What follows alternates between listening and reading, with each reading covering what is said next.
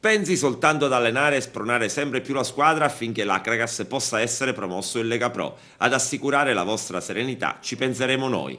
E questo è il passaggio più significativo che il prefetto di Agrigento, Nicola Diomede, ha raccomandato al tecnico Vincenzo Feola, intervenuto ieri pomeriggio in prefettura per la riunione straordinaria del Comitato per l'Ordine e la Sicurezza Pubblica, organizzata dallo stesso massimo rappresentante dello Stato in provincia, alla presenza dei vertici delle forze dell'ordine dell'Agrigentino.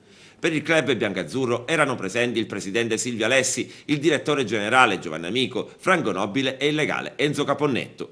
Nel corso della riunione è stato ribadito che le indagini per individuare l'autore o gli autori dell'attentato incendiario alla Jeep dell'allenatore biancazzurro sono a 360 gradi. Si sta facendo l'impossibile affinché si possa fare piena luce sul grave accaduto. Per i dirigenti biancazzurri l'obiettivo non è il tecnico campano ma la società, già fatta oggetto l'8 dicembre scorso di un altro grave fatto intimidatorio. Ignoti hanno dato a fuoco il pulmino utilizzato dal club per il trasporto dei giovani. Si è voluto colpire un uomo della società per dare un segnale forte, evidentemente. Un segnale che la dirigenza biancazzurra però non riesce a spiegarsi. Quello che i dirigenti tentano a ribadire è che evidentemente l'Acragas, che va così forte, darebbe fastidio a qualcuno.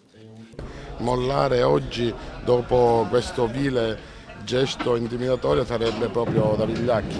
Noi non siamo vigliacchi, noi siamo persone che vogliamo il bene di questa squadra, siamo stati sopportati dalla grande solidarietà e appunto dal signor prefetto di Agrigento e da tutti i vertici delle forze dell'ordine provinciali che ci hanno ricevuto in prefettura e ci hanno esortato a stare tranquilli, ad andare avanti per la nostra strada perché sicuramente abbiamo il loro appoggio, ma soprattutto io sono tranquillo perché abbiamo l'appoggio di tantissime gente per bene che sono i tifosi dell'Acragas che questa sera ci hanno dimostrato il loro grande affetto e il loro anche attaccamento a questi colori sociali.